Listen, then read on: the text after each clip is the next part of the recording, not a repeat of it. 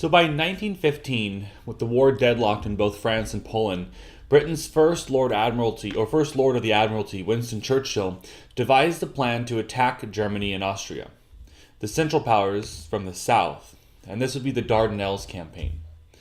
Now, in the opening days of war, Germany and Austria were joined by the Ottoman Empire, which is today Turkey. For the Ottoman Empire, this meant allies in the fight to hang on to the Middle Eastern Empire against Russian ambitions. From the Allied point of view, the Ottoman Empire was dangerously close to the Suez Canal. Now, as the leader of the Muslim world, the Ottoman Empire's Sultan proclaimed a jihad against the empire's enemies. But many Arabs hoped that the British and French would free them from their Ottoman domination. Now, Churchill's plan was to open up a third front by sending a British-French naval expedition and amphibious force into the Black Sea. Now, this plan would knock the Ottoman Empire out of the war, and it would create a supply line to Russia while taking pressure off the Eastern Front and the Suez Canal. It would also enable the Allies to invade Austria and Germany through Europe's soft underbelly. Now, to accomplish all this, the Allies would have to get past the gateway into the Black Seas, the Dardanelles, and in particular, a series of forts on the Gallipoli Peninsula. Now, Churchill advocated a naval bombardment beginning early in 1915. But after a number of Allied ships were sunk by mines, Horatio, Lord Kitchener, Secretary of State for War, ordered an amphibious assault on the heights of Gallipoli Peninsula. Now, Gallipoli was a logistical and executional disaster. The Germans supplied the Turks with machine guns, allowing them to rake the beach with a constant barrage. The Allied supply lines were long and tortuous, stretching all across the Mediterranean. And above all, the Allies had no notion of what would later be called landing craft, nor had they engaged in any amphibious training. Now, combined Allied casualties came to about 250,000 men. The failure of the Gallipoli campaign had wide-ranging effects. There would be no third front, at least not for a while. Russia continued to face Germany and Austria without British and French help. The Ottoman Empire's relations with the Central Powers were strengthened. And in 1915, while fighting the Russians in Armenia, the Ottoman Empire decided to retaliate against Christian Armenians who fought on Russia's side. And as many as 1.5 million Armenians died of disease or starvations or at the hands of Turkish soldiers. In October of 1915, Bulgaria joined the Central Powers in hopes of gaining Balkan territory. The Bulgarians eventually overran the Serbs, cutting Russia off from any help via the Mediterranean. Churchill was made the scapegoat and fell from office. Australians and New Zealanders never forgot that the British sent them into the Gallipoli campaign with such poor preparation. Now, both Britain and Germany had long prepared for a great naval battle to settle the mastery of the seas. Churchill ordered an early mobilization of the Grand Fleet so that from the very beginning of the war, German ports were blockaded. But despite superior odds, the British did not want to risk a great fleet action because they had nothing to gain. Now, this led the Germans to try to starve Britain out via unrestricted submarine warfare. Britain, an archipelago, was, in 1914, heavily dependent on shipment of food and munitions from America and the Empire. The United States, though technically a military neutral, was happy to supply both sides. Yet, with the British blockade preventing trade from Germany, American firms traded even greater amounts of goods and loaned even greater amounts of money to the Allies, especially Britain. Now, this Atlantic trade became the crucial lifeline that kept Britain in the war. By the same token, the Germans would win if they could cut Britain's lifeline. Now, at first, the Germans tried to cut American supplies with surface raiders, but these were too easy for the Royal Navy to hunt down. Submarines or U-boats were far more effective. Early in the war, the German U-boat commanders tried to minimize loss of life by warning their victims to abandon ship. Now, this warning gave the crew time to radio the Royal Navy and sink the U-boat.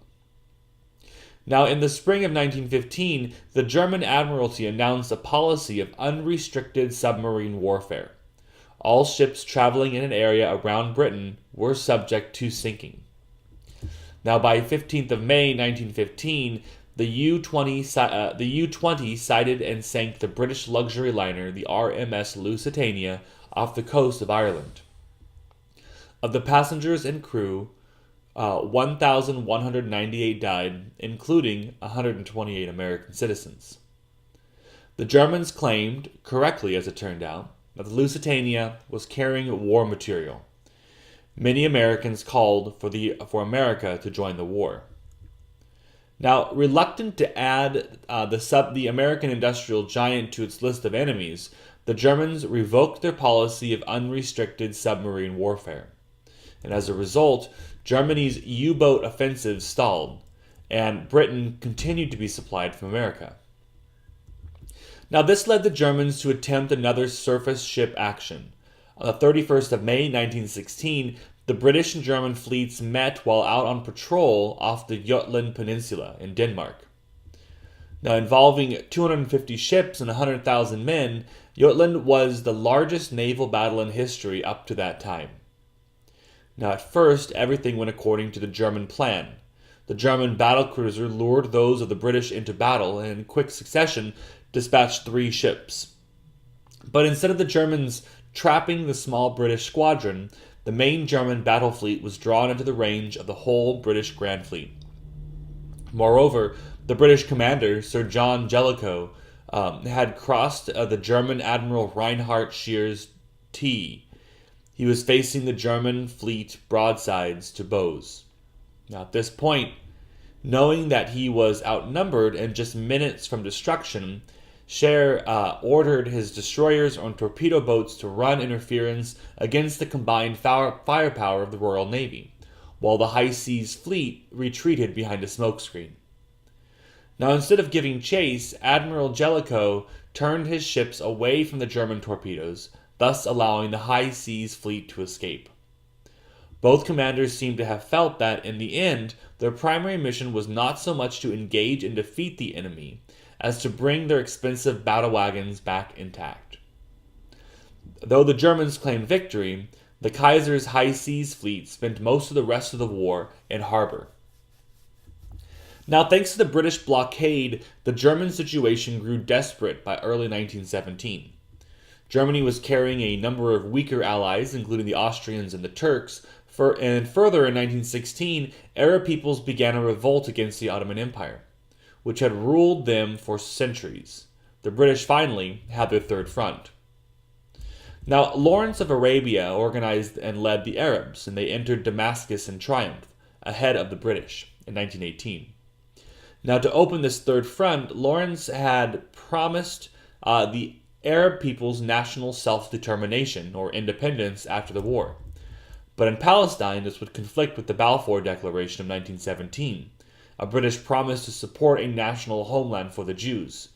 Here, as in so many other places, World War I set the course for the rest of the century.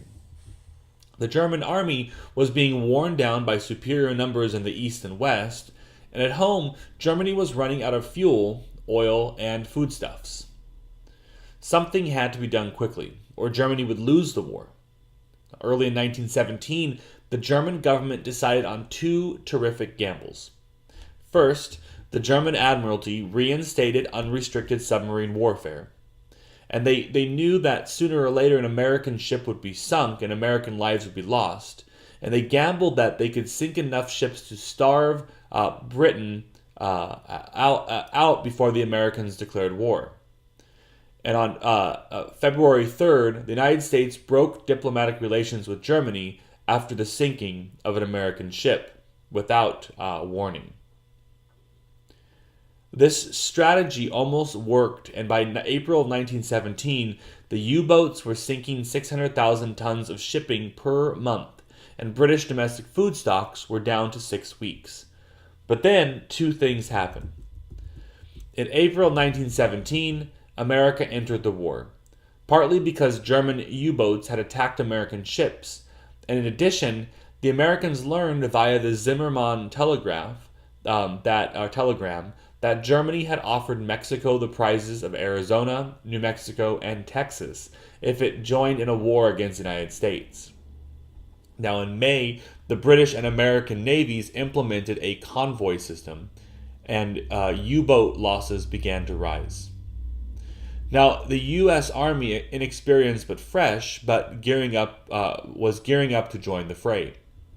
The first German gamble had failed, but the Kaiser still had one last card up his sleeve.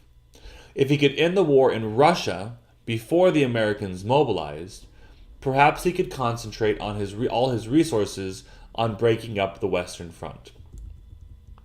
Now, the Russian strategy in World War I was the same as against Napoleon: give ground, retreat into the vast expanses of Mother Russia, and wait for the German and Austrian armies to freeze or burn themselves out. Now, because of the backwardness of Russian industry, though, many of the Russian troops had no rifles, bullets, uniforms, or even food. Luckily for Russia, the Germans concentrated on the Western Front, but in the spring of 1915, the Germans launched a successful offensive in southern Poland. Stymied in Poland in 1916, the Russians launched an offensive against Austria. The Austrians were weakened because they had to divert troops to the Italian front in the south, and the Russians broke through and gained 60 miles, but their offensive stalled when the Russian railway system was unable to bring more troops to the front. Still, this offensive diverted German troops away from Verdun. Now, with both sides so evenly matched, World War I was a zero-sum game. Troops massed for a decisive offensive on one front meant that their army would be too weak to maintain another front. The only way to break the deadlock would be to bring in a big ally, such as the United States, or eliminate one, such as Russia. This would be the next German strategy. By 1917, the Russian war effort was in chaos. In that year, more than 1 million men deserted. Civilians at home suffered food shortages, workers went on strike, and peasants began to seize the holdings of their landlords. In March 1917, February by the Russian calendar, a series of street demonstrations broke out in Petrograd. Regular troops refused to fire on the starving demonstrators, revolt spread throughout the countryside, and mutiny through the army. On the 12th of March, Russia's legislature, the Duma, established a provisional government. On the 15th of March, Tsar Nicholas II abdicated. From this point, real power rested with the defense minister, Alexander Kerensky. He was a moderate Democrat who passed a series of reforms, and he fatally, though, decided to continue the war. Now, the position of the Kerensky government worsened daily as it and the war grew more and more unpopular. Russia was ripe for a more violent revolution, and Germany was only too happy to help by putting the exiled Vladimir Lenin on a train for Russia.